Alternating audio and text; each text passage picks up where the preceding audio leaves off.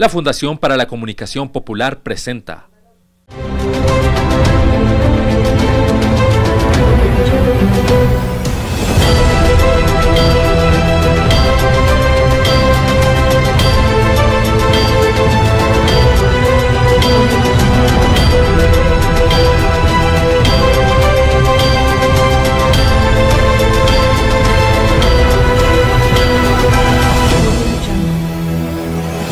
Periodismo Libre, con la fuerza de la verdad.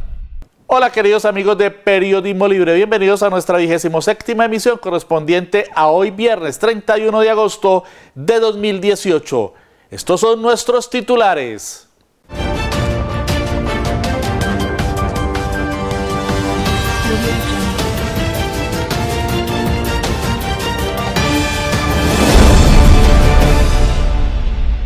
$11.500.000 votos por el sí en la consulta popular anticorrupción constituyeron todo un mandato político para el gobierno y el Congreso de la República. Fue un golpe a la corruptocracia. Análisis de Periodismo Libre. Gustavo Petro denuncia que el Consejo Nacional Electoral es un paracongreso. Si Colombia se quiere librar de la corrupción, lo primero que tiene que hacer es quitar ese mecanismo que representa a las clientelas corruptas del país, subraya. Debemos lograr que el Congreso de la República no burle el triunfo que significó la altísima votación popular en la consulta, afirma Álvaro Sierra en la entrevista de Periodismo Libre. Convertir a Cali en distrito especial tiene mucho de embeleco, sostiene Alberto Ramos Garviras. Los problemas con los municipios vecinos no los va a resolver volviéndose distrito, explica. Cali es una ciudad convertida en matadero a cielo abierto, agrega.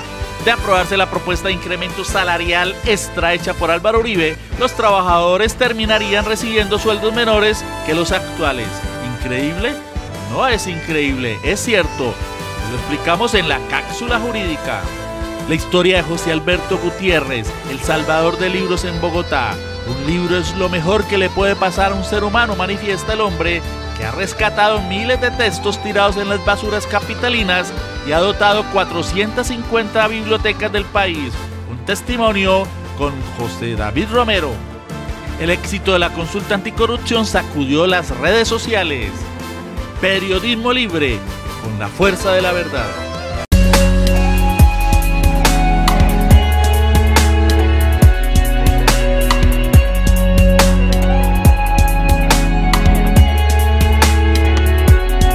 La extraordinaria votación en la consulta popular anticorrupción del pasado domingo constituye todo un mandato político para el Congreso de la República y también para el Gobierno Nacional. Este es nuestro análisis. Finalmente no se alcanzó el umbral de 12.140.000 votos para que la consulta popular anticorrupción fuera vinculante y triunfara. Faltaron menos de 500.000, pero haber logrado 11.700.000 votos en total, incluidos los válidos y los nulos, 11.500.000 de ellos por el sí en las 7 preguntas, es un logro de enorme magnitud para el campo alternativo, que fue el que propuso e impulsó la iniciativa. Se podrá decir ahora por algunos que se trata de un nuevo triunfo moral y simbólico de quienes, desde una visión crítica del establecimiento, vienen promoviendo cambios clave para una sociedad que, como la colombiana, es víctima del latrocinio y el desangre de sus dineros públicos todos los días.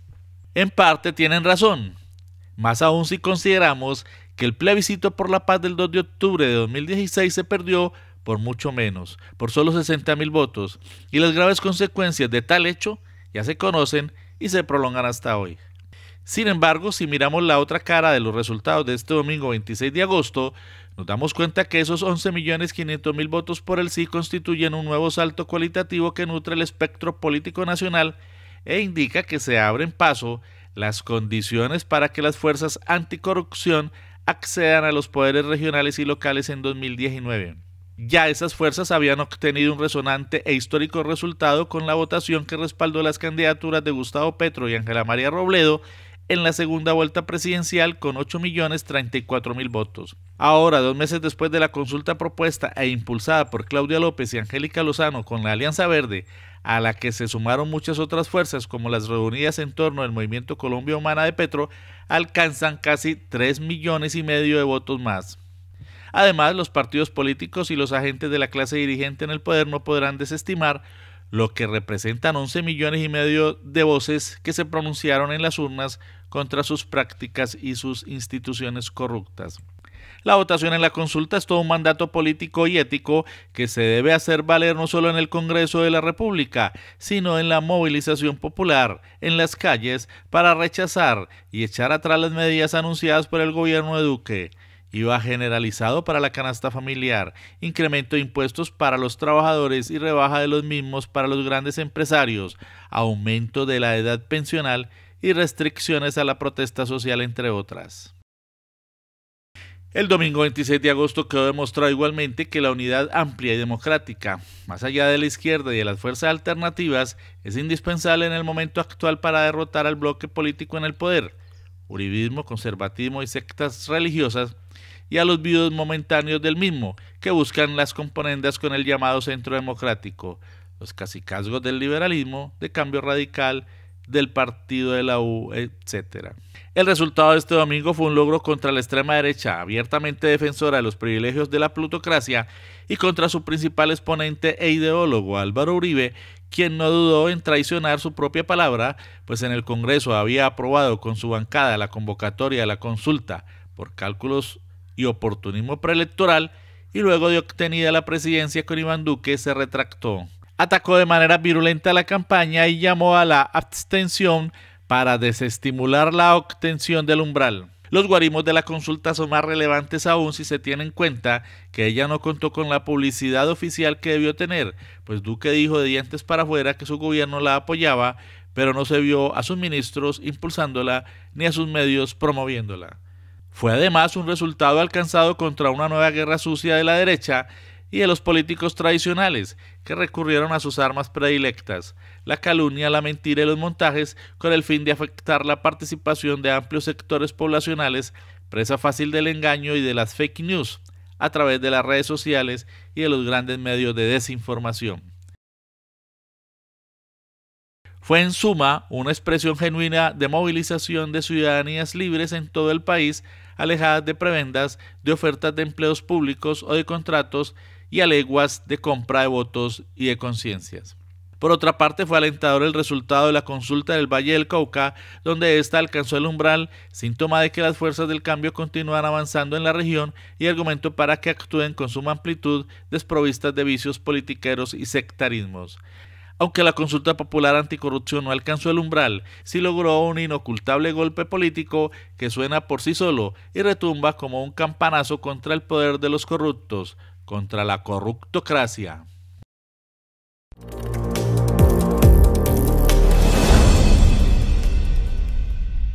Dos hechos noticiosos impactaron la coyuntura política en la semana que concluye. El primero de ellos hace referencia a la cumbre anticorrupción convocada por el presidente Iván Duque como consecuencia de la multitudinaria votación en esta consulta popular celebrada el domingo pasado. Y la segunda hace referencia a la decisión del Consejo Nacional Electoral de negarle increíblemente la personería jurídica a Colombia Humana, el movimiento de Gustavo Petro, respaldado por 8.034.000 votos. En relación con lo primero, en esta reunión, el ex candidato presidencial Gustavo Petro le entregó al presidente Iván Duque una carta que por su importancia vamos a reseñar. En ella menciona una serie de propuestas muy importantes en la lucha contra la corrupción. Veamos. La primera de ellas se refiere a la necesidad de eliminar la comisión de acusaciones y sustituirla por un tribunal de aforados del Poder Judicial. Esto debido a que la comisión de acusaciones de la Cámara de Representantes se convirtió realmente en una comisión de absoluciones. En segundo lugar, formar una gran fiscalía anticorrupción. Él plantea que es necesario fusionar las secciones de la Procuraduría General de la Nación que investigan sanciones disciplinarias cuando éstas contemplan delitos que investiga igualmente la Fiscalía General de la Nación. Es decir, procurar eficiencia en la búsqueda de soluciones de carácter penal. En tercer lugar, plantea transformar la autoridad electoral, y esto tiene que ver mucho con el segundo hecho. Plantea conformar una corte con poder judicial para delitos al sufragio. y será independiente de los partidos políticos, dice Petro. Esa corte electoral debe ser independiente de los partidos políticos. En cuarto lugar, le plantea al presidente de la República respetar la Convención Americana, que solo se podrán limitar los derechos políticos de los ciudadanos por decisión judicial. En quinto lugar, plantea que los recursos del Estado solo sean recaudados en una cuenta única de la banca pública para evitar el clientelismo y la corrupción con los mismos. Y en sexto lugar, pasar de una economía de rentas y dineros fáciles a una economía basada en la producción. Él plantea que hay que quitarle el queso al ratón y que el queso son los dineros fáciles. Estas son las propuestas y las sustentaciones de Gustavo Petro en una carta que él entregó en la reunión convocada por el presidente de la República, la reunión, la llamada Cumbre Anticorrupción, para buscar soluciones de fondo a los graves problemas de la corrupción en nuestro país. Y además de eso, le planteó la urgencia de que no se vaya a burlar la voluntad popular expresada el 26 de agosto con una multitudinaria votación de 11.700.000 personas, 11.500.000 de las cuales votaron por el sí en las medidas anticorrupción. En esta cumbre se aprobaron una serie de propuestas, 10, para desarrollarlas desde esta fecha hasta el mes de diciembre.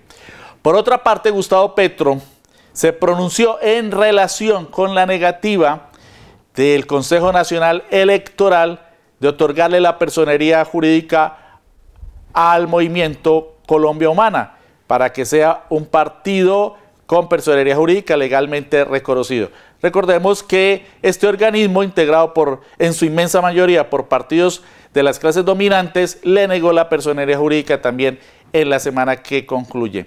Petro, en una entrevista que concedió al canal del Congreso, señaló que hay que acabar con esta entidad y que se debe crear, como se lo dijo también en su carta al presidente de la República, una corte electoral no elegida por el Congreso de la República para evitar que se convierta, como él lo denomina, en un paracongreso. Estas fueron sus declaraciones. Si Colombia realmente quiere librarse de la corrupción y tener una democracia transparente, lo primero que tiene que hacer es quitar ese mecanismo del Consejo Nacional Electoral, que es un paracongreso, es por partidores, es decir, se eligen más que proporcionalmente los grandes partidos mayoritarios del Congreso de la República, que en general representan las clientelas políticas corruptas del país. Le entrega entonces la máxima instancia electoral de Colombia, que debería ser la garantía de transparencia, a la corrupción.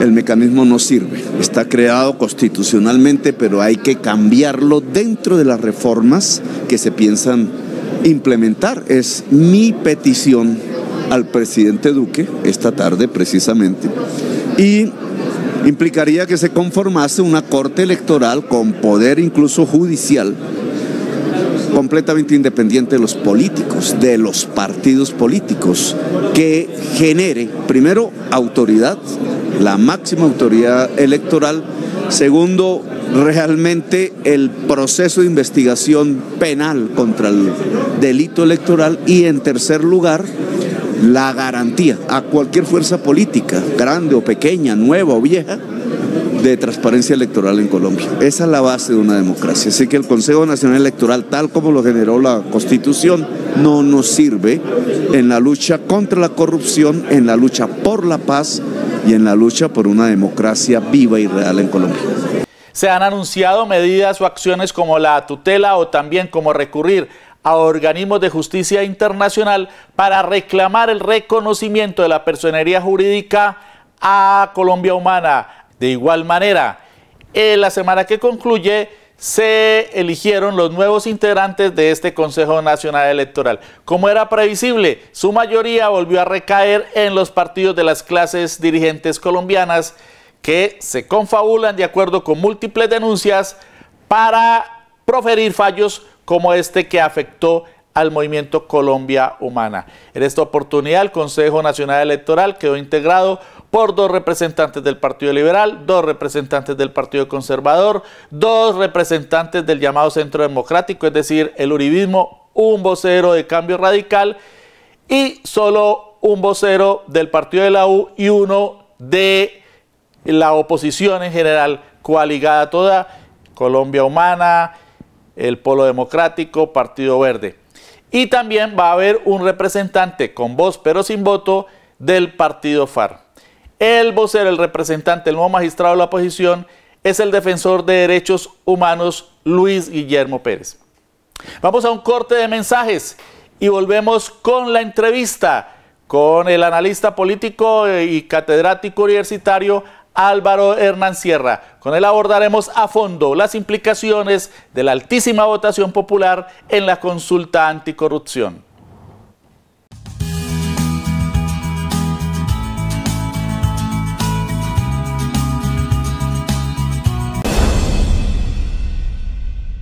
Saludamos muy especialmente el trabajo periodístico de Periodismo Libre porque sabemos que es lo que necesita el país para restablecer una verdadera democratización de los medios de comunicación. Te invito a suscribirte a nuestro canal de YouTube. Estos son los pasos. Primero, ingresa a www.youtube.com. Segundo, busca Periodismo Libre Cali. Y tercero, haz clic en el botón suscribirse y listo. Así estarás todo el tiempo en contacto con nosotros.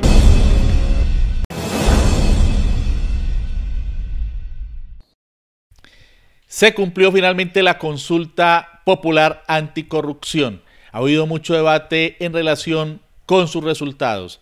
Hemos dicho, como lo planteábamos en el análisis que ustedes pudieron observar en la nota anterior, que para el campo alternativo, para quienes impulsaron la campaña y también para el mundo que lucha contra la corrupción, fue todo un triunfo. Se necesitaban 12.140.000 votos para que por ley la consulta tuviera validez, es decir, sus resultados fueran plenamente aplicables, tuvieran carácter vinculante para que el Congreso de la República convirtiera las respuestas por el sí, que fue el ganador de esta consulta, en leyes de la República. Sin embargo, aunque la consulta alcanzó 11.700.000 personas que participaron, 11.500.000 de las cuales votaron por el sí, un resultado abrumador, no es vinculante hasta el momento porque no se alcanzó el umbral. El umbral es de ley y por lo tanto debía cumplirse. De los mecanismos de participación es el umbral más alto. Ya lo vimos en el plebiscito, que el umbral no fue tan alto, lo mismo en el plebiscito del 2016 sobre la paz, lo mismo en un referendo que hubo en el 2003, pero este del mecanismo de participación denominado consulta popular es muy alto. Finalmente no se alcanzó, pero si en algo coincide la inmensa mayoría de los analistas es que fue un gran triunfo del mundo social y político en Colombia que está contra la corrupción, y se demostró que Colombia está hastiada de la corrupción y se convirtió en todo un mandato político para el Congreso de la República y también para el gobierno. Vamos a analizar los resultados de la consulta con el profesor Álvaro Hernán Sierra. Él nos ha venido acompañando en varios análisis aquí en Periodismo Libre. Él es licenciado en Ciencias Sociales, también en Historia y en Filosofía, es especializado en Derechos Humanos y nos va a acompañar en este recorrido que vamos a hacer sobre los resultados de la consulta popular anticorrupción. Muy buenas tardes, profesor Álvaro Sierra, bienvenido a Periodismo Libre, gracias por acompañarnos. Buenas tardes, Luis Alfonso, y muchas gracias por esta invitación. ¿Cómo vio usted? ¿Qué análisis hace en relación con los resultados de la consulta popular anticorrupción?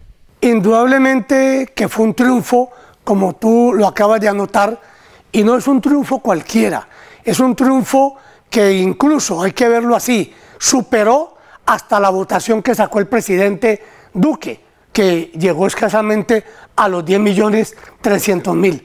Entonces, es un triunfo del pueblo, de los sectores que están hastiados de la corrupción y de los corruptos. ese hecho histórico en la historia de Colombia tiene que marcar precedente en el futuro inmediato para el desarrollo de la lucha que seguimos adelantando todos los sectores populares que estuvimos al frente de la consulta anticorrupción. Sin embargo, profesor Sierra, algunas personas, no muchos, pero sí hay quienes sostienen que fue una derrota y que seguimos de triunfo moral y simbólico en triunfo moral y simbólico. ¿Usted qué opina? No, yo estoy en contra de esa opinión. Aquí no hay un triunfo simbólico, aquí hay un triunfo real, un triunfo político. Y además lo están diciendo las cifras, ¿sí? 11.700.000 colombianos es una cifra nunca alcanzada en la historia política de Colombia. Y aparte de eso, como lo estamos viendo en la pantalla, las 7 preguntas que se presentaron a consideración de los colombianos, todas sacaron más del 99%, unas el 99,2, otras el 99,6, etcétera, pero fue una altísima respuesta de la población. De los 11.700.000 personas que fueron a sufragar, alrededor de 100.000 solamente votaron por el no, es decir, el triunfo del sí de los colombianos en esta consulta anticorrupción fue abrumador. ¿Cómo hacer, profesor Álvaro Sierra, para que esa votación multitudinaria de los colombianos contra la corrupción en preguntas, por ejemplo, como la del salario de los congresistas, que es absolutamente indignante, o como la de implementar los contratos absolutamente transparentes con unos pliegos tipo para evitar la corrupción y el clientelismo, o como la pregunta relacionada con el límite de periodos para los congresistas para evitar que se eternicen allí? ¿Cómo hacer para que esas y las otras 4 preguntas se conviertan en leyes de la República con un Congreso que mayoritariamente es adverso a allí, principalmente el uribismo, que traicionó la consulta y porque en la campaña electoral dijo que la apoyaba, y ya cuando eligieron a Duque, pues se echó para atrás e hizo una campaña voraz y calumniosa contra ella? ¿Qué hacer para convertir esas respuestas multitudinarias de la población en leyes, profesor Álvaro Sierra? A ver, yo pienso lo siguiente, de manera muy concreta, muy puntual. Ese pueblo que se manifestó, tenemos que tenerlo informado de lo que va a suceder en el Congreso de la República a partir de esta semana. Yo soy poco creyente en que el señor presidente de la República haya elaborado 2 proyectos que tienen que ver con una de las preguntas. Ojalá los sectores que movieron duro esto no le coman cuento, ¿sí? Pero me parece a mí que lo fundamental es mover a la opinión pública, mover a los sectores populares, ver cómo movemos esos 11 millones hastiados de la corrupción, repito, hastiados de los corruptos, para que el Congreso de la República obedezca a ese mandato político del pasado 26 de agosto. De lo contrario, pues puede quedar este resultado en nada, ¿sí? Entonces, si nosotros nos seguimos moviendo, si las fuerzas sociales, democráticas, de izquierda, que trabajaron por esta consulta, estamos, como se dice, en la jugada, logramos que el Congreso no vaya a burlar este triunfo que fue el del pasado 26 de agosto. ¿Cómo vio usted el hecho de que el presidente, de manera habilidosa, la misma noche de la consulta, saliera casi que a reivindicar el resultado, cuando la percepción política, el análisis demuestran que el uribismo lo que hizo fue torpedear el desarrollo de la consulta y que los votos del mismo están contados allí por el no en el marco de este mecanismo de participación? A ver, la intervención del presidente de la República fue bastante oportunista, hay que decirlo así, porque el gobierno del señor Duque no trabajó por la consulta. El gobierno, ninguno de los ministros, los vimos en televisión, los escuchamos en radio, promoviendo el voto por el sí, cuando en el Congreso, en el debate, y el mismo presidente lo expresó, que iba a estar contra la corrupción. No vimos esa actitud real, sincera del presidente. Ese hecho nomás de llegar tarde a las urnas, ¿sí? Cuando en este país, 2 horas y media. En este país le dan televisión cuando el voto en cualquier proceso electoral, en qué momento vota el presidente. Y antes de iniciarse una votación, el presidente ya está allí. Este señor Duque llegó 2 horas y media. Eso después de iniciada la votación. Eso es un hecho diciente de una actitud negativa, de una actitud que demuestra que él no tuvo la intención sincera, real, por respaldar con 7 veces sí la consulta anticorrupción. Como fue negativa también la actitud de la inmensa mayoría de los medios de comunicación, con contadas excepciones, que el mismo día de las elecciones no transmitieron absolutamente nada de su desarrollo, como normalmente hacen en todas las jornadas electorales. Vimos a Caracol, a RCN, vimos a City TV, vimos los canales institucionales, Señal Colombia, vimos la mayoría de los canales regionales callados, silenciados, mutis por el foro en la cobertura de la consulta. Es un hecho sintomático y muy grave también, ¿no, profesor? Claro, Luis Alfonso. Comentamos con mucha gente en la calle el día 26 que era impresionante que los medios no estaban entrevistando, ¿sí?, ni a los politiqueros que plantearon... No hubo transmisiones. Ninguna. La transmisión aparece ya al final de las 4 de la tarde. Y en la radio también, salvo excepciones, tampoco hubo cobertura. Ese hecho es sintomático, evidentemente, y lo otro que indica el poco interés de ese sector de los medios y de los políticos tradicionales es que no había ninguno en los puestos de votación. Claro, la clase política tradicional cuando tampoco. En otras ocasiones están allí detrás del que va a votar por ellos y tienen los buses, tienen la comida, tienen la plata.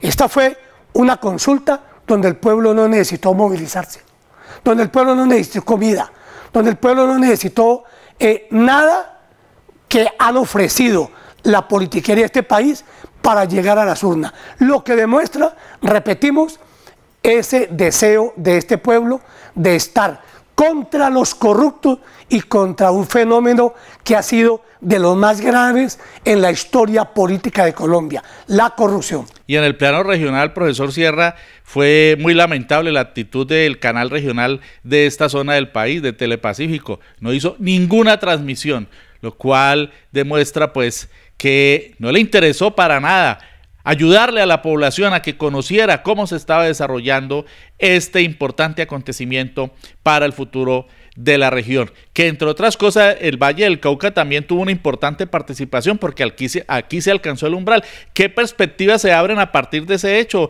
hacia el 2019 cuando vienen las elecciones regionales y locales y se aspira por parte de las fuerzas alternativas a llegar a muchos de esos cargos para iniciar desde las bases y desde las regiones y desde las poblaciones los cambios que necesita Colombia?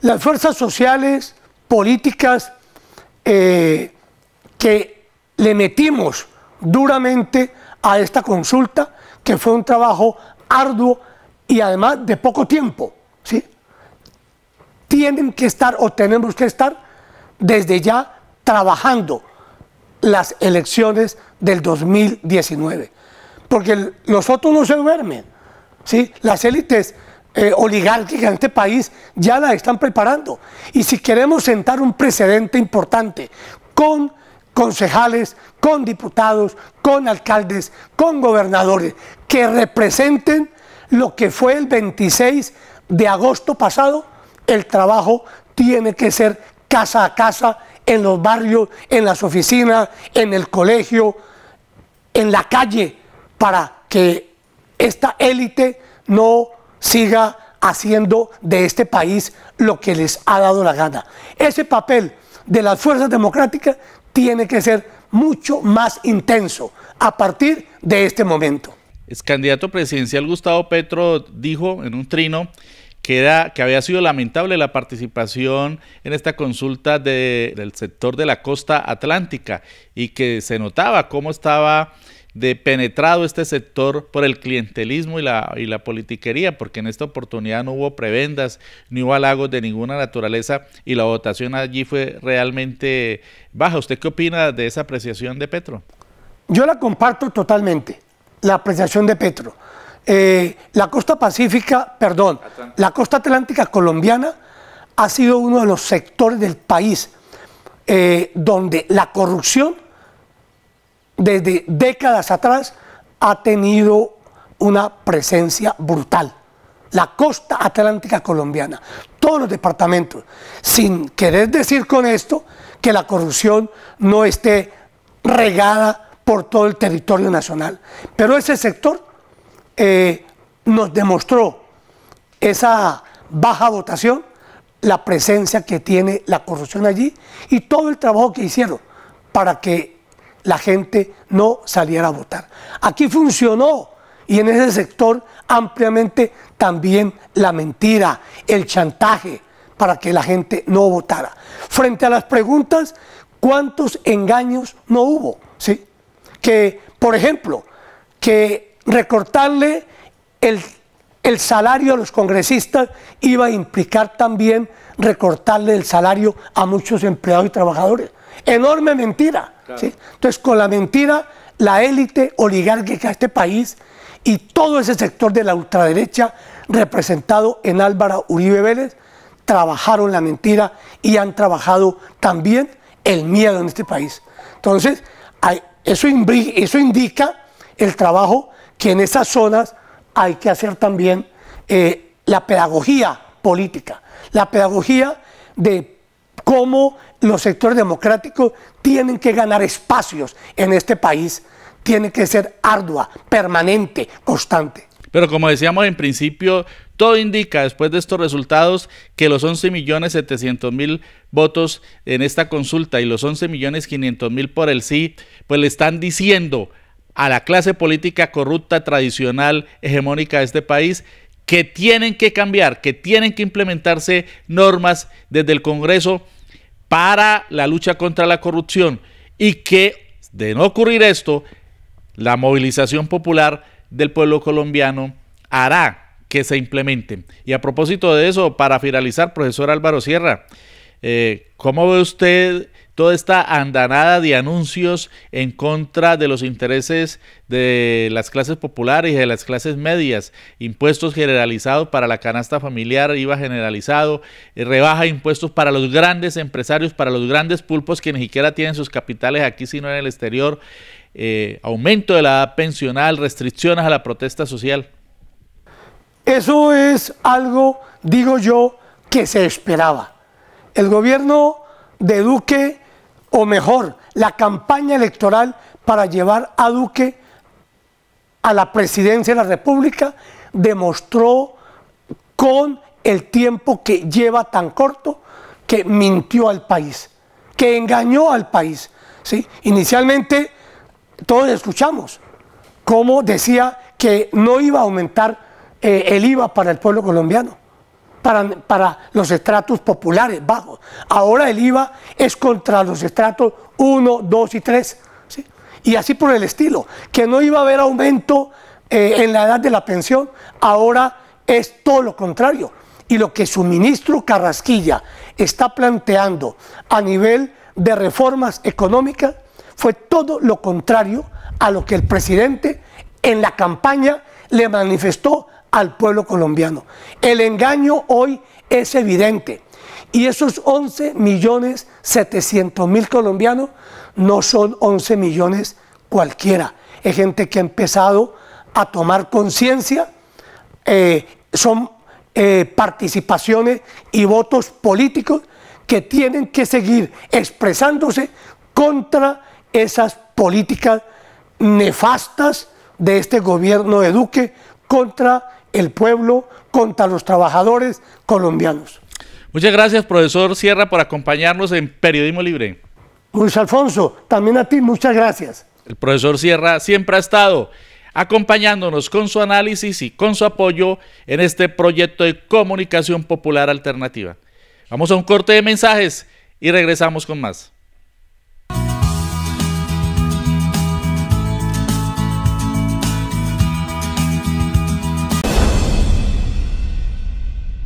En Periodismo Libre encontramos una mirada diferente a lo que sucede en nuestro país y esa mirada diferente tenemos que difundirla, tenemos que brindar el apoyo moral, el apoyo económico, pautar, hacer todo lo que tiene que ver con el apoyo solidario.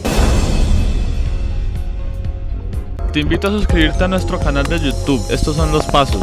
Primero, ingresa a www.youtube.com. Segundo, busca Periodismo Libre Cali. Y tercero, haz clic en el botón suscribirse y listo. Así estarás todo el tiempo en contacto con nosotros.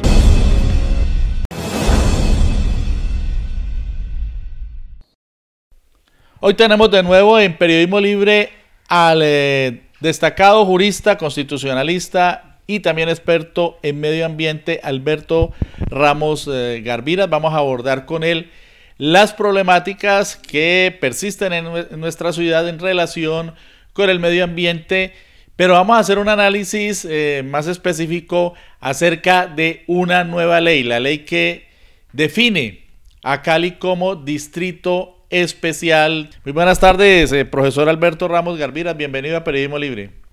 Buenas tardes, doctor Mena, mucho gusto en volver aquí al set de Periodismo Libre. Usted siempre será y es bienvenido. ¿De dónde surge esa idea de crear o de convertir a Cali en un distrito especial como Bogotá, como Buenaventura, como los de la costa atlántica, un distrito especial por ley que se denomina Distrito Especial Deportivo, Cultural, Turístico, Empresarial y de Servicios? Bueno, miembros de la bancada parlamentaria del Valle del Cauca comenzaron a promover esta conversión ante las comisiones de ordenamiento territorial de Cámara y Senado. Creo que estuvieron más o menos 2 años con ese impulso, con ese ánimo, y se expidió la ley 1833 del 2018, que retoma la ley 1617 del 2013, que es la de los distritos especiales. Es decir, es como absorber, incorporar la ley del 2013, que es la que habla de los distritos especiales. Ahora tendrán que llegar a las particularidades a través de un proyecto de acuerdo municipal que preparará el director de planeación municipal. La ley 1617 del año 2013, sí, que es el régimen especial de los distritos especiales, y ese se aplicaría también para la ciudad de Cali. ¿Qué implicaciones, profesor Alberto Ramos, tendría desde el punto de vista administrativo, del espacio, del territorio, la conversión de Cali en un distrito especial? Bueno, las comunas, tal como las conocemos, que son agrupaciones de barrios y son 22 comunas, se transformarían en localidades. Es decir, reagruparían los barrios para que fueran 5 alcaldías menores, que es lo que llaman localidades en Bogotá como distrito capital. Allí hay un trabajo largo. Imaginen ustedes que en Cali existen ya barrios de estrato 1 ligados en los límites exactos por las, digamos, ocupaciones y asentamientos desde hace muchos años a los de estrato 6. Entonces, lo que ha pasado en las laderas, en toda la parte de los cerros, armar 5 localidades, o sea, 5 alcaldías menores con procesos de participación, de consulta, de discusión de los veedores, de los entendidos, no es muy sencillo, pero tiene que hacerlo, lo mismo que modificar el plan de desarrollo municipal, y a cada localidad redactarle un plan de desarrollo de las localidades para los alcaldes menores, que serán escogidos por el alcalde mayor, en este caso el alcalde de Cali, de propuestas que hagan los miembros de la JAL para candidatizar a los alcaldes menores. Y el 10% de todo el presupuesto del municipio se repartiría entre esas localidades. Digamos que esos son algunos de los aspectos que modificarían la situación y habría algún elemento nuevo de geopolítica. Es decir, cómo desde la geografía, desde la localización, desde la ubicación territorial, manejar el territorio y ejercer la soberanía sobre la población. Yo laboré mucho tiempo en el periódico El País y recuerdo que en los primeros años allí en la redacción trabajé en lo que se llamaba la sección área metropolitana. Cali siempre tuvo ínfulas de pertenecer o de liderar un área metropolitana, pero realmente esa área nunca ha existido. ¿Por qué en vez de crearse un área metropolitana o de convertir a Cali en una ciudad-región, se convierte ahora en un distrito especial? ¿Se necesitaba esa conversión? Bueno, esa pregunta es muy interesante porque yo estoy casi seguro que debimos haber sido área metropolitana desde 1995, 1996, máximo 1997-98, en esos 4 años, porque la ley de áreas metropolitanas es la ley 128 del 94, ¿sí? Que estableció cómo se conforma un área metropolitana. Es decir, piénsese cómo funciona Medellín en el área de Nutibara y cómo todos los municipios satélite los vinculó al área. Bello, Itagüí, Caldas, Acevedo, tantos municipios que siguen teniendo sus alcaldías normales y no alcaldías artificiales de localidades, sino las del régimen político municipal anterior. Ya esa ley 128 del 94 pues se derogó porque la ley 1625 la declaró pues inexistente para aplicar la 1625. Entonces, ¿por qué nunca fue un área metropolitana?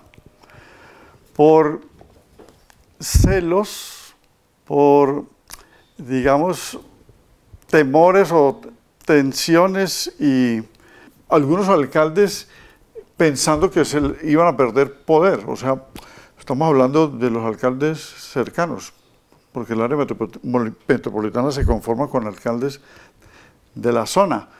Jumbo Jamundí, por ejemplo.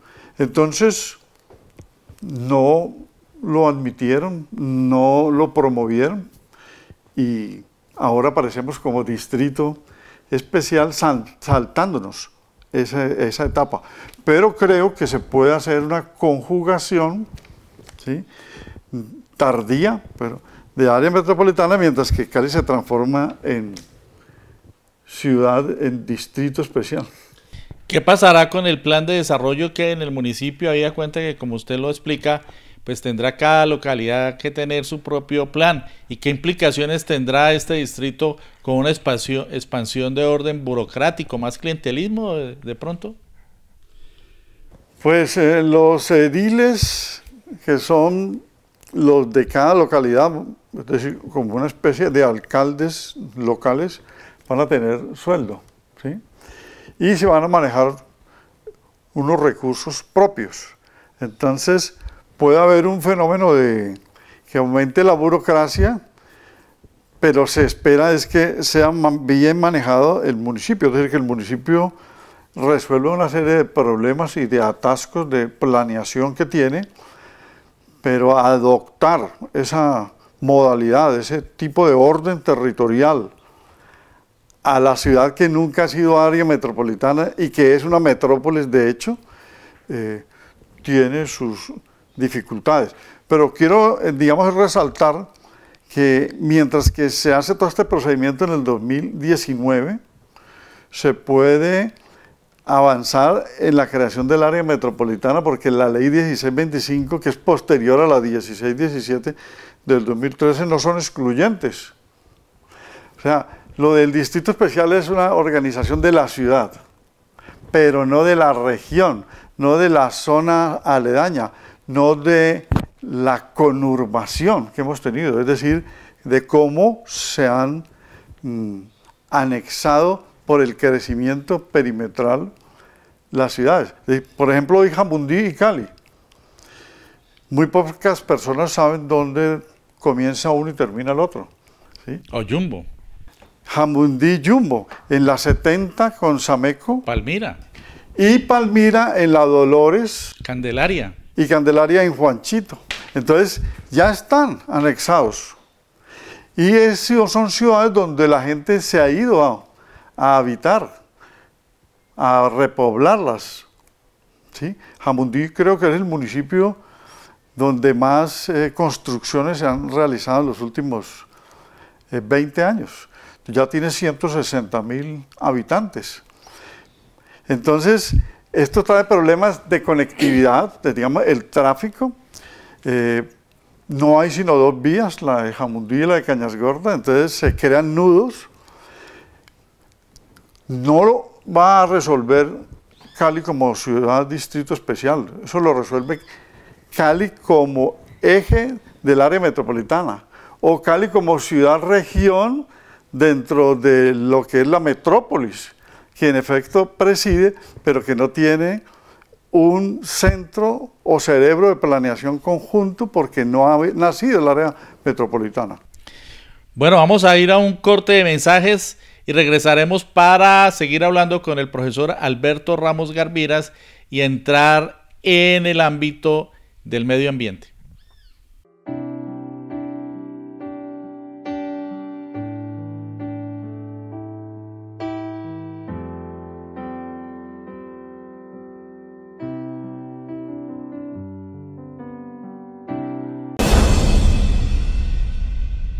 Periodismo libre yo creo que es una maravilla porque nos da voz a estos sectores que hemos estado toda la vida construyendo otras maneras de ver y de hacer en las ciudades, en este suroccidente, así que gracias a Periodismo Libre y que la audiencia crezca, que siga creciendo.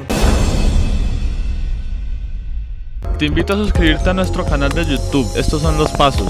Primero, ingresa a www.youtube.com. Segundo, busca Periodismo Libre Cali. Y tercero, haz clic en el botón suscribirse y listo. Así estarás todo el tiempo en contacto con nosotros. Gracias por continuar con Periodismo Libre. Profesor Alberto Ramos Garbiras. Entonces, esto del Distrito Especial de Cali, Distrito Especial, además deportivo, cultural, empresarial, de servicios, ¿podría ser interpretado como un embeleco clientelista?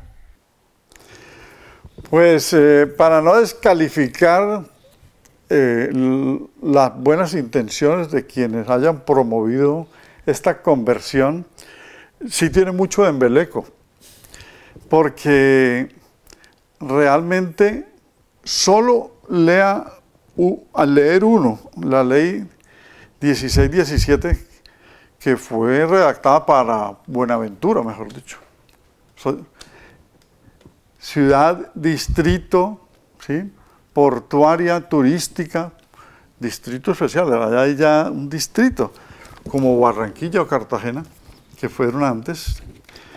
El solo hecho de leer la ley, uno ve que al incluirla en la ley que convierte a Cali, en la ley 1833, es un copy-paste, ¿sí? En técnica legislativa, pero las particularidades, las especificidades hay que hacerlas es a partir de la implementación. Entonces yo creo que se van a estrellar con una serie de cosas porque no van a resolver los problemas de la zona que tiene Cali. O sea, Cali que lleva el peso de todas las ciudades circunvecinas con ese modo de administrativo, con ese molde territorial nuevo, no va a resolver, digamos, el caso del tráfico, de la conectividad. Eso no se resuelve. Se resuelve es cuando se actúe conjuntamente con el alcalde de Jamundí, siendo miembro del área metropolitana. O volver a Cali ciudad-región, porque esto más que área metropolitana y metrópolis, que lo es de facto, estamos avanzando hacia una megalópolis. Es una expresión que los urbanistas están utilizando en ciudades inmensamente grandes que sin pretender absorber a los municipios vecinos, los municipios le llegaron. Cali no tiene para dónde crecer en este momento. Si crece es para los terrenos de los municipios vecinos, y si crece hacia el oriente y si crece hacia el oeste es hacia las montañas y sería el piedemonte, la cordillera occidental, o sea, la zona de amortiguación del Parque Los Farallones, que ya debe ser intocable, porque Cali no va a ser viable si siguen agotando las aguas los nuevos habitantes, con las derivaciones que hacen para las casas que construyen. A propósito de esa temática, profesor, hay desde hace 34, 35 días, más de un mes, una protesta de habitantes y de líderes cívicos del sector de los corregimientos, de los Andes, de Felidia, etcétera, asentados en los Farallones de Cali. Ellos están reclamando contra lo que denominan atropellos por parte de parques nacionales, que a través de una resolución pues está exigiendo que, o está impidiendo el acceso de más animales, de la ampliación de las casas allí, está prohibiendo otras, y estas comunidades están reclamando con un plantón en el CAN.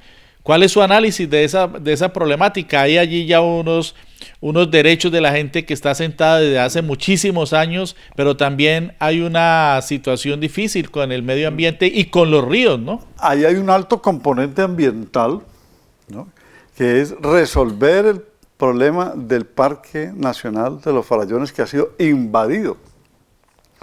Usted sabe que de ese parque hacen parte jurisdicciones de Jamundí, Cali, Dagua y Buenaventura.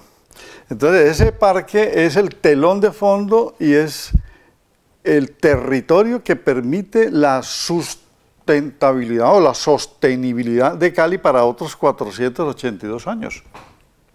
Porque allá están 1.300 nacimientos de agua que nutren más de 40, 50 quebradas y 6 ríos que llegan a la ciudad. Y están llegando a convertirse en caños, porque tanto en Cali como la CBC se convirtieron en caños de aguas residuales al río Cañaveralejo, al Meléndez y al Lili, al entamborarlos en el canal CBC Sur que va al Cauca e impacta a Puerto Mayarino.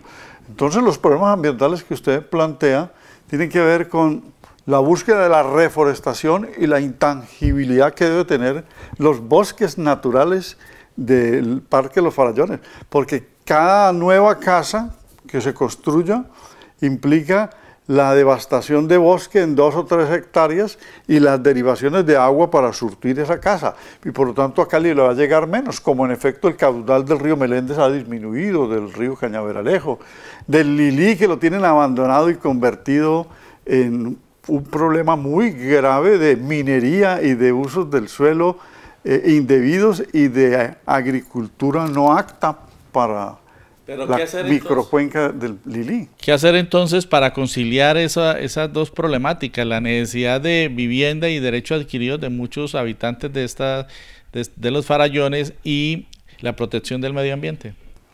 Ya de hecho pues está repoblado Parque Los Farallones en todas las veredas, en toda la zona rural de Cali. Es por lo menos que no crezcan más las nuevas construcciones y que quienes están allí deban ser controlados por los poncas de los ríos. Es decir, que el río Cali tenga su ponca, su plan de ordenamiento de la cuenca hidrográfica, y el río Meléndez, esos dos, solamente esos dos, porque los otros se pueden volver microcuencas de ellos, como el Felidia, Pichindé, ¿sí? O los ríos Cañaveralejo y Lili, que hacen parte de otros, ya el territorio puede dejar de ser invadido, de ser ocupado. Es que no se trata de perseguir a las personas para el logro de su vivienda, más bien sostener las viviendas que hay, controlar los usos del agua y evitar que estos continúen, porque como Cali no tiene para dónde crecer, lo dijimos hace rato, pues la gente tiende hacia las hacia la montaña, hacia la cordillera occidental, llegan es al Parque Los Farallones. Y eso va a impedir que los que estamos abajo, o sea, todo Cali, todos sus barrios, sus 22 comunas, no vayan a futuro a poder continuar y que haya que desocupar a Cali en 50, 60 o 70 años porque el agua se acabó. Muy bien, vamos a ir a un nuevo corte de mensajes y regresamos para la parte final de esta entrevista.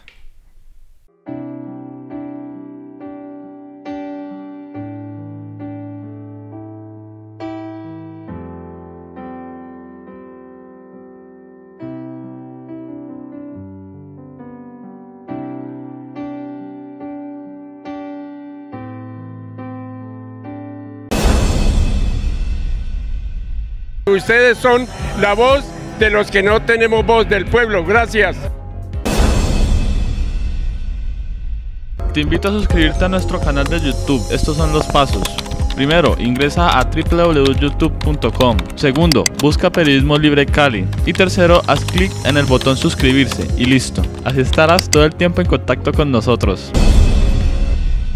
Bien, seguimos en Periodismo Libre. Profesor Alberto Ramos, ¿cómo va la lucha por la recuperación del humedal del Cortijo? ¿Continúa la pelea de la comunidad? Usted que ha estado asesorándola, ¿qué nos puede informar?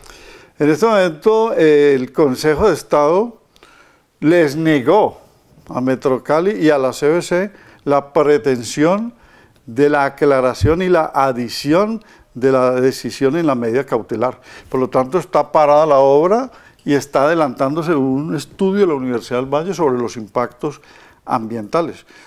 Quieren y pretenden seguir construyendo donde no es.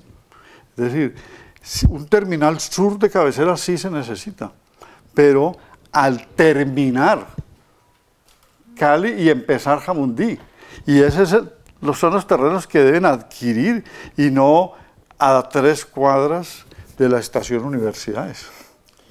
Pasemos a otro tópico que abordamos en la primera emisión de Periodismo Libre cuando usted también estuvo invitado, la del 3 de marzo de 2018, el de la inseguridad. El fin de semana anterior tuvimos unas cifras elevadas de asesinatos en la ciudad de Cali, hubo una masacre en el oriente de la ciudad. ¿Qué está pasando en materia de seguridad? Definitivamente le quedó grande esta problemática al alcalde Almitaz. Pues mire, ese es un caso que podríamos decir que la conversión de Cali en distrito especial no va a resolver ni la movilidad que hemos mencionado, ni la inseguridad. Estos son temas que ya deben estar resueltos. Él está en el poder desde el año 2016, 2017, 2018. No le falta sino 1 año y 4 meses. ¿Y cuál seguridad ha logrado la ciudad si aumenta la criminalidad y hay un desorden en la ciudad producto de pandillas, del microtráfico extendido, de los hurtos express, de los fleteros, de la delincuencia común saltuaria y desperdigada por toda la ciudad, que no tiene que ver con el conflicto interno, que no tenía que ver nada con la guerrilla, simplemente que todos esos planes, como lo dijimos en la primera emisión, fracasan, porque se pierde la continuidad de los controles de los llamados hot point, de los puntos calientes. Detectaron los puntos calientes y luego abandonaron el patrullaje y no existe los cuadrantes efectivos que pudieran haber funcionado en 8 o 9 meses en Cali. Es decir, esto es una ciudad que es convertida en un matadero a cielo abierto. Se requiere entonces ahora que los líderes sociales, las comunidades en Cali empiecen a prepararse para la implementación de la ciudad distrito que debe ponerse en marcha dentro de poco, ¿no, profesor? Correcto. La ley 1617 del 2013, que es la que se va a aplicar, contiene un capítulo largo de participación comunitaria y de veedurías ciudadanas. Entonces, lo que usted dice, puede haber cooperación de las comunidades, de las comunas o de las localidades cuando se construyan, Pero esto es un asunto de fuerza pública y es un asunto de entendimiento de la comunidad para alarmas tempranas, para, digamos, colaborarse en la prevención de los delitos. Pero recordemos que esto es un tema social, esto es de inversión del Estado central y del Estado local en los sitios más afectados por la pobreza, por la exclusión, por la miseria, por la degradación de su vida. Es decir, hay que rehabilitar las zonas más deprimidas y hay que alentar el trabajo y la recreación, que estaría dentro de la ciudad distrito deportiva, que en efecto Cali lo es, una maravilla de ciudad produciendo deportistas, sin necesidad de ser distrito especial. Lo mismo artistas y la cultura como se promueve, y la salsa, etcétera. Pero si lo organizan de esta manera, pues bueno, pero primero el eje ambiental y segundo la seguridad y tercero la movilidad. El eje ambiental, la movilidad y la seguridad. Asuntos palpitantes por solucionar en la capital del Valle, que no sabemos si la ciudad distrito especial va a hacerlo. No podría terminar esta entrevista, profesor Alberto Ramos, sin preguntarle su opinión acerca del resultado de la consulta popular anticorrupción que acaba de llevarse a cabo en Colombia. ¿Cuál es su análisis?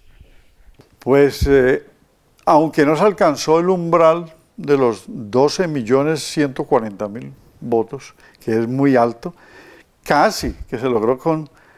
Quedaron faltando menos de 500.000. Con 11.600.000, quedaron faltando muy pocos votos, lo que quiere decir que la gente sí está contra todos estos factores de corrupción extendidos en el aparato del Estado. Es que son 90 billones con B de burro, ¿sí? 50 que se van en contrataciones y en exageración y en tercerización, inflando los contratos, y los otros 40 que se han perdido en elusión y en evasión de los impuestos. Entonces, esos 90 billones harían que Colombia cambiara y que existiera justicia social, o sea, más inversión, por ejemplo, en vivienda social, en trabajo, en educación, en salud, etcétera, etcétera. Pero lo que hizo la consulta anticorrupción, aunque algunos dicen que se perdió, la verdad es que es un triunfo por primera vez de los mecanismos de participación sin haberse perfeccionado, porque mire que la votación es mayor que la que obtuvo el presidente. Y todos los presidentes individualmente considerados en la historia de Colombia, ninguno ha tenido 11.600.000 votos. Ninguno. Es la votación más alta. Es la votación más alta donde no había ningún incentivo. Entonces la gente participó porque quiere que Colombia entre a la civilidad, y es la del respeto de los dineros del Estado, que son los dineros de todos para que se repartan equitativamente, como lo hacen los estados de alta cultura política. Sin duda coincido con usted en el sentido de que fue un triunfo los 11.700.000 votos, 11.500.000 por el sí en la pasada consulta, pero para el mundo, para el exterior, quedó Colombia como que no quiso la paz en el 2016 por 60.000 votos de diferencia frente al que ganó el no, frente al sí, y ahora queda como que la mayoría de la gente no quiere que se acabe la corrupción y es partidaria de la corrupción. Fíjese usted la interpretación de los fenómenos. Claro, en el extranjero leen así.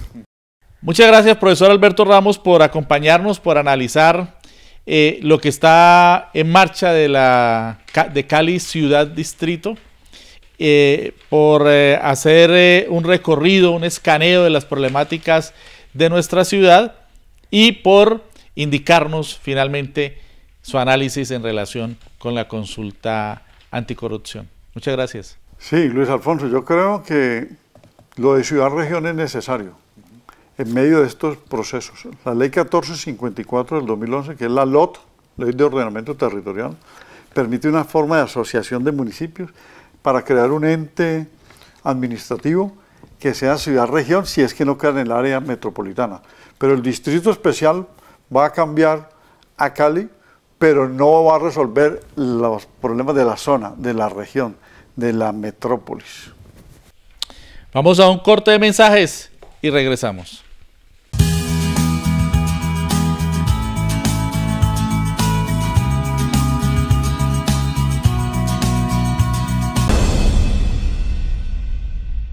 un saludo caluroso, lleno de afecto y sobre todo para este equipo humano que sigue haciendo realidad el sueño de tener medios alternativos veraces, rigurosos, comprometidos con la conciencia crítica y con la verdad. Te invito a suscribirte a nuestro canal de YouTube. Estos son los pasos. Primero, ingresa a www.youtube.com. Segundo, busca Periodismo Libre Cali. Y tercero, haz clic en el botón suscribirse y listo. Así estarás todo el tiempo en contacto con nosotros. Gracias por continuar con Periodismo Libre.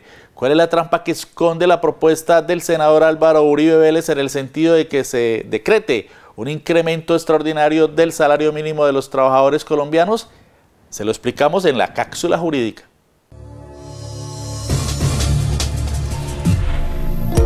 Hoy, en la cápsula jurídica en Periodismo Libre, hablaremos sobre la propuesta que presentó el senador Álvaro Uribe Vélez de incrementar el salario mínimo de los trabajadores y consignarlos en los fondos privados de cesantías.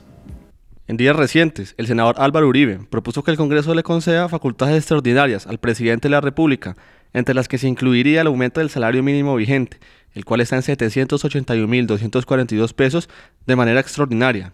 Pero dicho incremento salarial no se vería reflejado en los pagos mensuales a los trabajadores, sino que sería consignado en los fondos privados de cesantías a los que están vinculados. Vamos a revelar aquí cuál es la trampa que encubre esta propuesta. A un trabajador que venga un salario mínimo se le hacen mes a mes los descuentos del 4% por concepto de salud y otro 4% por pensión. Es decir, se le descuentan 62.498 pesos, recibiendo a final de mes un total de 718.744 pesos. Haciendo una proyección de aumentar el salario mínimo en un 7%, significaría un aumento de 54.687 pesos, lo cual lo dejaría en un total de 835.929 pesos.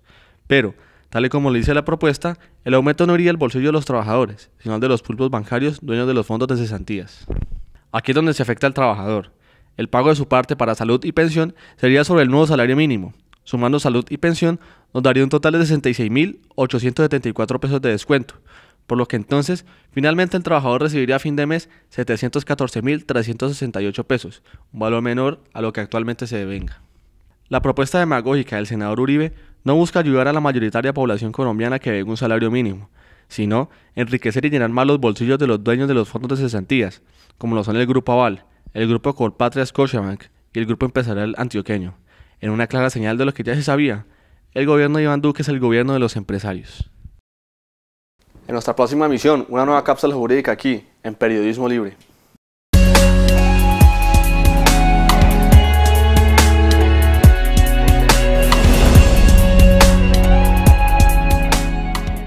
Vamos ahora con nuestro colaborador José David Romero, quien se ha trasladado hasta la capital de la República para dialogar con José Alberto Gutiérrez, el salvador de libros en las basuras de la capital de la República. Buenas tardes, José David.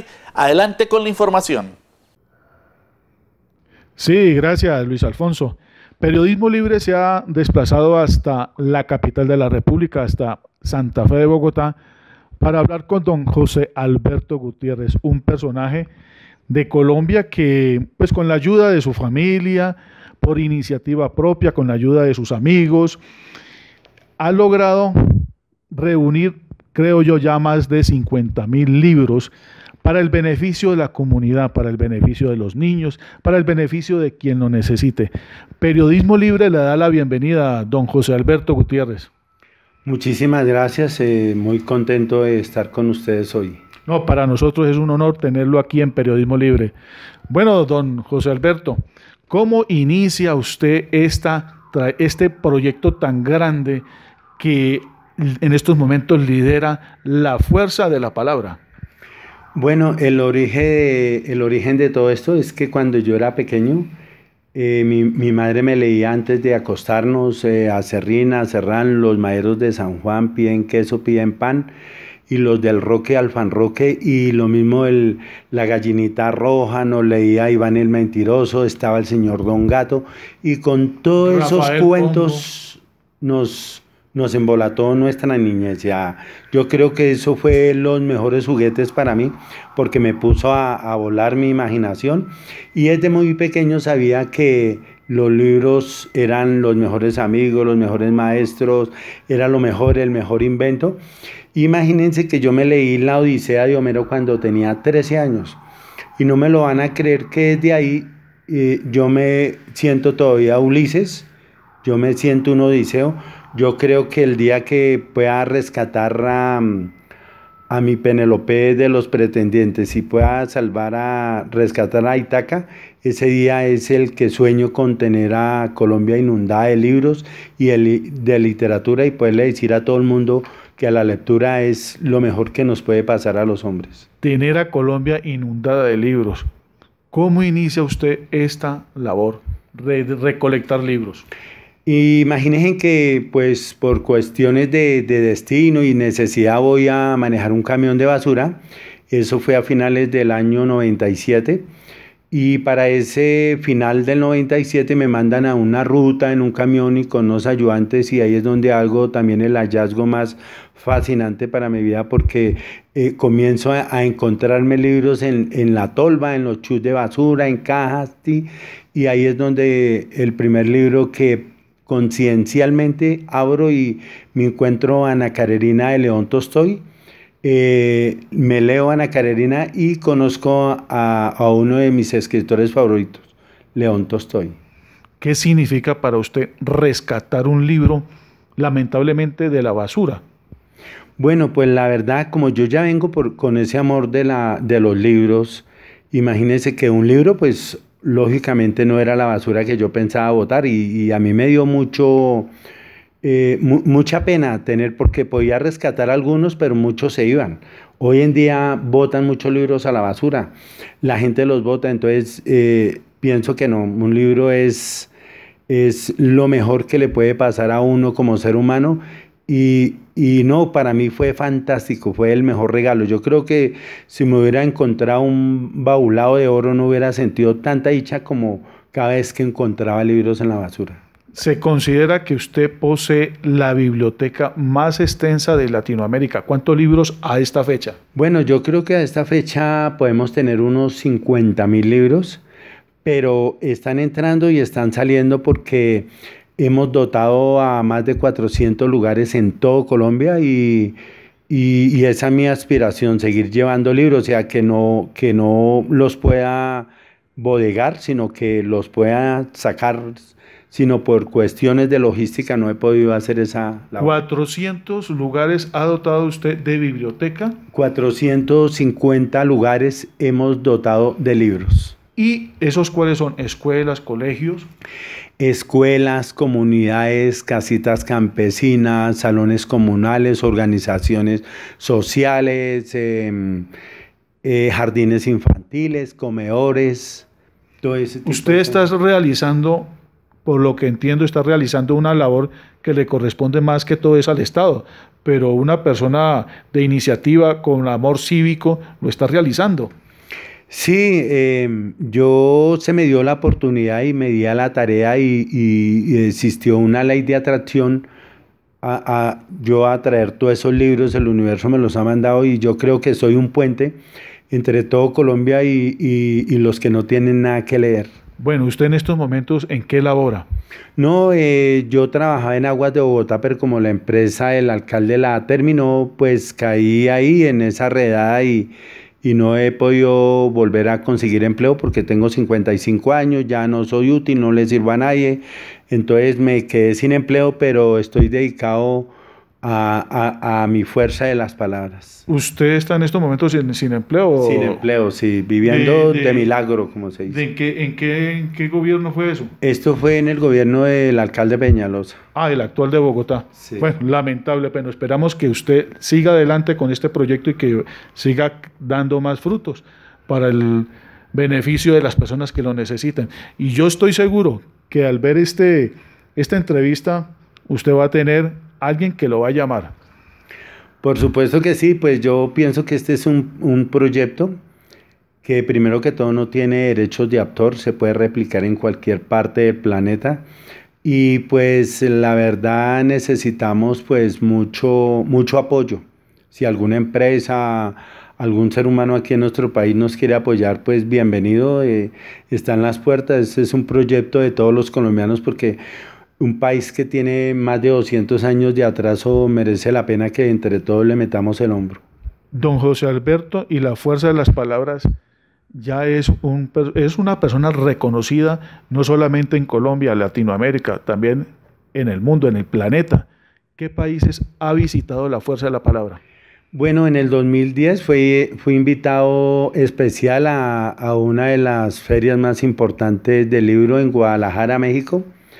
Y en el 2013 fui invitado a Chile, nuevamente, repito, ya haciendo una conferencia sobre la importancia de la lectura y sobre promoción de lectura nuevamente en Guadalajara a finales del año 2016. Y ahorita en el año 2018 fui invitado en mayo 17 a Graz, a un congreso en Graz, en Austria. Ya, usted, hay una historia muy bonita de un libro que se desapareció de una biblioteca. Cuéntanosla. Sí, cuando yo era muy pequeño y que ya comprendía la importancia de la lectura y de los libros, mi padre trabajaba como albañil, me llevaba, yo era su asistente y pasaba con una carretilla llena de arena y en una estantería me encontré un libro que decía Psicoanálisis del Existencialismo del doctor Víctor Frank. Imagínense que era el Fondo de Cultura Económicos de Brevarios, unos libritos muy antiguos. Me lo llevé a mi casa escondida. Mi padre se fue de este planeta y jamás supo que yo me había hurtado ese libro, pero la verdad fue un libro que me blindó. El doctor Víctor Frank fue un personaje que era un psiquiatra neurocientífico. Él perdió toda su familia, su esposa, sus padres, sus hermanos y se escapó a la muerte durante 2 años y medio. Entonces él escribió ese psicoanálisis de la vida, el psicoanálisis del existencialismo, que es el sentido de la vida, el sentido del dolor, el sentido del amor. Y ha sido un libro que la verdad a mí me blindó y no, ha sido una buena experiencia ese libro para mí. Pero hay una anécdota que el doctor Víctor Frank no lo conocían, no sabían de que era de Austria. Sí, bueno, imagínese, estoy yo en Viena. Sí. Y entonces pregunté por el doctor Víctor Frank, que no sabía si él era alemán o era suizo. Y es sorpresa cuando ellos comienzan a mirar sus celulares y me dicen, oh, José Alberto, Víctor Frank es de Viena. Y estuve en el museo, estuve en la casa y pues conocer la historia de uno de los hombres que marcaron y me cambiaron a mí la existencia, fue grandioso. Una experiencia formidable, sí. Bueno, la fuerza de las palabras en estos momentos pues ha tomado mucho impulso. En estos momentos, ¿para dónde va? ¿Cuál es el proyecto próximo de la fuerza de las palabras? Bueno, el proyecto de la fuerza de las palabras, gracias a Dios, yo creo que ahorita Papel Familia nos donó un lote de 300 metros cuadrados donde vamos a tener una fábrica de libros, vamos a tener, una fábrica de bibliotecas, que es la recuperación de toda la madera, donde le podamos decir a todos los colombianos que la basura y todo lo que botan se le puede dar una segunda oportunidad, la madera, los libros, y en el primer piso va a existir un banco de libros donde todos los libros van a llegar, donde se les van a prestar los primeros auxilios. Y luego en el segundo piso va a haber una biblioteca museo con todas las enciclopedias que ya se mandaron a recoger, libros de arte y muchos libros de medicina y muchas cosas que nos han llegado. Y la otra mitad va a ser una biblioteca para el servicio general, todo se va a prestar. Y en el tercer piso vamos a hacer una emisora y un auditorio para niños. Este edificio va a tener unos pasillos para minusválido alrededor del edificio. Y en las paredes va a ir todo lo que sean piezas de museo con vista al Parque Entre Novias y hacia las montañas surorientales, y aspiramos a hacer este piloto y a ver si lo podemos replicar en muchas partes del país. ¿Quién los está apoyando en esta construcción, en la arquitectura? Pues la Universidad Piloto, familia, Nissan, que fue la que me dio ahorita una Urban, un carro, la verdad que me ha facilitado todo. Entonces pues la verdad estoy muy agradecido con Dios por todo este apoyo, y creo que en los proyectos interesantes de los hombres creo que Dios también se compromete. Bueno, le queremos dar las gracias de parte de Periodismo Libre, La Fuerza de la Verdad, por brindarnos este espacio, regalarnos estos minutos para Periodismo Libre. También le tengo un detalle que le hemos traído del Valle del Cauca para usted. Es algo que nos destaca, que tenemos renombre por el arequipe o majar blanco de nuestra tierra del Valle del Cauca. Bien, muchísimas gracias. Esto me sirve para que la fuerza de las palabras tome más fuerza. Ok, muchas gracias. Siga usted allá, Luis Alfonso, muy amable. Chao, chao. Gracias, José David, por ese bello testimonio con José Alberto Gutiérrez, el salvador de libros en Bogotá. Y ahora vamos a las redes sociales que fueron impactadas esta semana por los resultados de la consulta popular anticorrupción. Buenas tardes, amigos de Periodismo Libre. En la semana que concluye, las redes sociales fueron sacudidas por los resultados de la consulta popular anticorrupción, que sin duda significaron un rotundo triunfo de la población que se rebeló contra los corruptos de este país, aunque faltaron menos de 500.000 votos para alcanzar el umbral. Obviamente, memes y contenidos referidos a la consulta inundaron las redes. Veamos.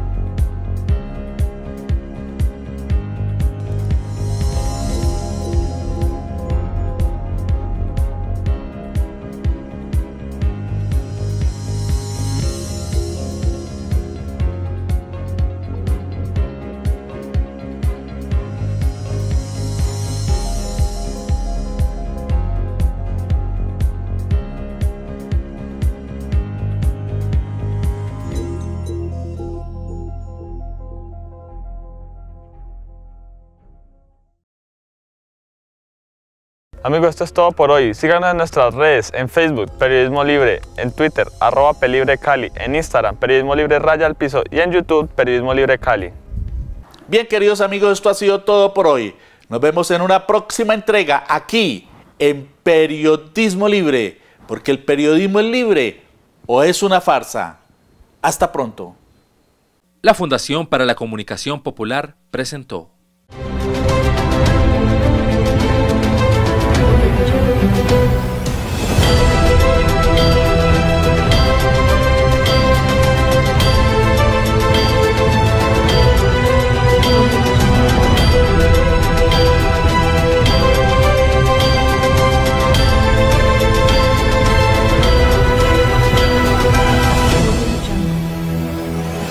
Periodismo Libre, con la fuerza de la verdad.